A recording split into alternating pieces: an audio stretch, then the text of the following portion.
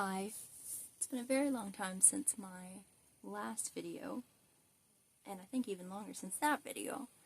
So, today I'm going to talk about anxiety and panic at events because Jean left a really great comment asking if I've ever experienced that at a gig, and if I did, how did I handle it? How did I deal with it? Jean wrote, I just wanted to ask you, did you ever get stage fright at a gig?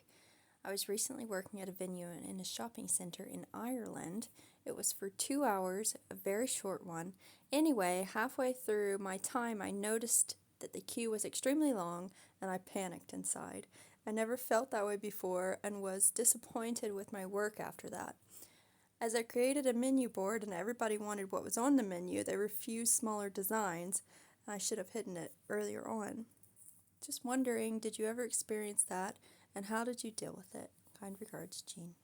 So, yes, I have gotten stage fright. The pressure can take the joy out of it, and it can make you not want to do it anymore, because who wants to be feeling like that, feeling like everyone is watching them and critiquing, and you're not fast enough, your art isn't good enough, and we waited in this line for nothing. Oh, that is a horrible fear. The more you stick to it, the easier it gets. The more you stick to it, the more unbothered I was by people looking at me. Because it's not like they're looking at me. They're just looking to see when that kid that I'm painting is moving. And then they can move up 6 inches in line. Jean, thank you so much for your comments, and thanks for you've left a few pretty awesome comments on my channel, and I know that I've been gone. Listen, Jean, once I start feeling like my work's going downhill because I'm getting all in my brain and I'm pushing too fast, I'm trying to go too fast, when actually I can paint faster when I'm more relaxed and when I'm happier. I will paint faster because it flows. If I'm trying to push it, I miss things. And that anxiety just, it goes into the work, it goes into your painting. Get an idea of how long it takes you to paint a face when you're moving. When you're moving and grooving, see how long on average it takes you to paint a face. And then you can look at your lines and count the people, add a couple extra if adults want to get their face painted, and then you can end your line. And you got to have some good signs, something portable, something like a freestanding stop sign that says, no more painting, this is the end of the line, whatever it says. You can use a sash on the last person standing in line. Usually it's best to put it on the parent because the line can be so long, the parents let their kids go off and play, and they'll hold their spot in line. Also, clearly show your hours. Clearly show your hours. I would rather show my hours. I'm open from this to this, no painting after this time, than my business name. But y'all know, if you have painted at any gig, 1 or 50 events, you know that people can't always read.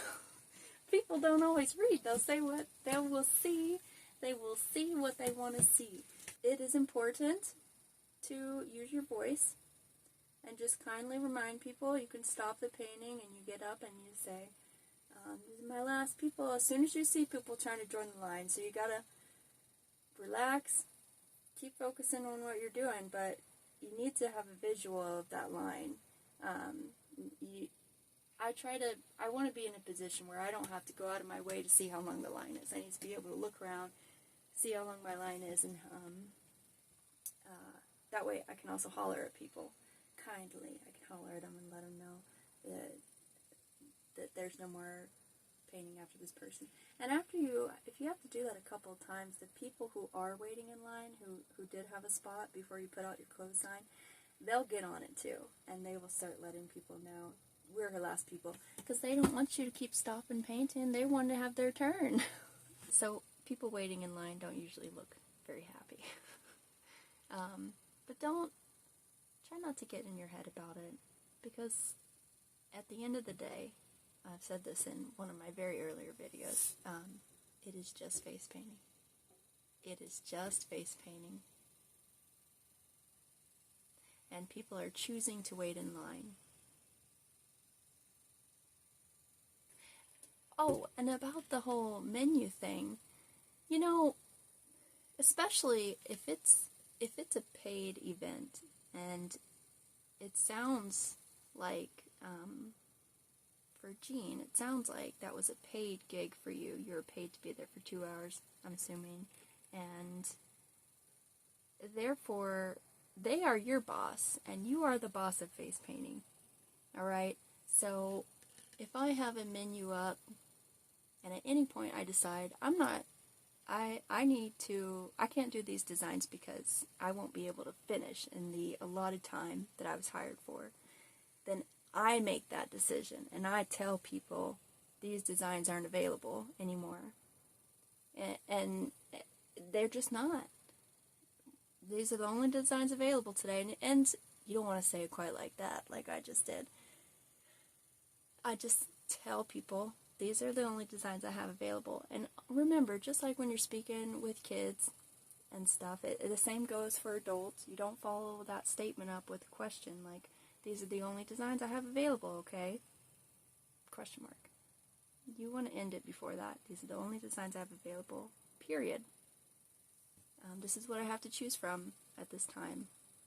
And so, but really, the best thing that we can do, if you want to limit the amount of times that you have to spend time saying the same thing over and over again, stopping painting, the less time we have to do that, the better. So have a backup menu available. Have a backup menu. And really it just takes time and experiences. So if I have an experience where I had high anxiety, my work suffered, I didn't enjoy it, then I'm going to look at that and see what can I change to make that not happen again. Because that wasn't fun. And if you're not having fun, you're going to end up like getting anxiety before you even go to an event, because of thinking about the past events that were pretty crummy. I had that in the beginning. I had the fear on almost every single gig. I was so nervous. On the outside, I'm smooth and shiny and cool. And on the inside, I'm just like, I'm nervous. I'm feeling like my work isn't good enough. Like an imposter, It's just face painting. It's not even a real business. That's silly thinking. It's just like when you're, most face painters are ladies, so y'all know what I mean when I say it's just like when you're on your flow and you have all these thoughts because your hormones are going, and it's just hormones. Things aren't as bad as your hormones are telling you they are. It's the same thing. The anxiety is creating this fictional story and telling you worst case scenario and telling you all these terrible things. When, truthfully, it's way more fun to make a living or a good side income face painting, making art in general, whether it's on people's bodies or canvas or wood or whatever. It's way more fun. And I'd much rather be working for myself than other people. I'd much rather be making my own judgment calls and making my own changes to benefit my business. So, let's go back to the point. I can really digress. I can go off on some stuff. Best piece of advice I can give you is make a change as soon as you can when you notice that something isn't going very great. It could be a nagging sensation in the back of my brain when I'm painting, and I just get a certain feeling when I paint a certain design. I get a certain feeling, kind of a feeling, dread, when I reach for certain colors or brushes that I use. And then, if you gotta pay attention to that feeling, maybe that brush needs to be changed out. Maybe I dread using that brush every time because it's finicky and it's a pain in the butt, or its bristles are splayed and I need to replace it. that design needs to be tweaked or removed. Sometimes you just gotta get rid of certain designs. I don't do Spider-Man. That's probably the craziest thing that a face painter is gonna say in a while. What face painter doesn't paint Spider-Man, you know? I got freaking sick of that design. I did, and I took it off. They'll ask me, do you do Spider-Man? I say, no, but I can do a spider. So, and don't say it sadly. No, sorry. That's just creating drama, and it's not a big deal. If we treat things like they're just matter of fact and they are what they are, and it's not a big deal, it's not the end of the world, then it usually is good. And that rubs off on people. And we want calm and peace to rub off on people. These kind of experiences, even though they do feel crappy, you will become a better artist. You already have become a better artist by having gotten through it. Even if the way we get through it is real bumpy. Yeah, fix that menu, Jean. You gotta fix that menu. That's the number one thing. And shut it down, and it's okay to shut it down because that's your job. You have been hired for 2 hours. I have a grace period for hired gigs. Usually I try to start work 10 minutes early, and I try to be done painting no more than 10 minutes overtime. Sometimes the last person is 3 people, because it's a little group. So I would like to be done no more than 10 minutes overtime, and then packing up. And people will get ya. They'll try and run one over on you, and they'll send their kids over there too. Their parents will send their kids out to ask. I'll be like, just go ask her and say you really want it. And these kids will come up to me and be like, can I please have a face painting? And then I'll say no, and then they'll say please, and I say no. And they'll say please, and I say no, I'm all done face painting for the day.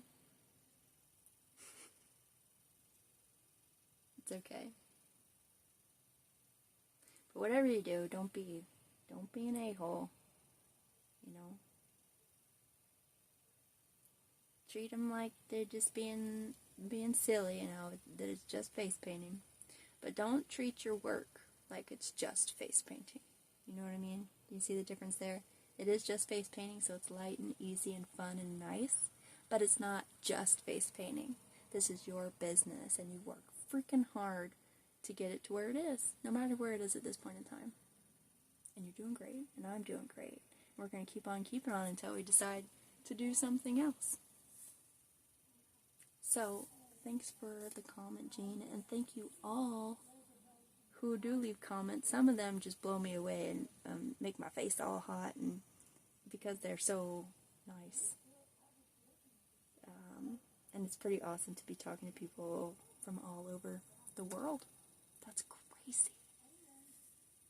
Anyway, I hope y'all have great growing experiences out of the tough moments. The tough moments are okay. They're all part of it.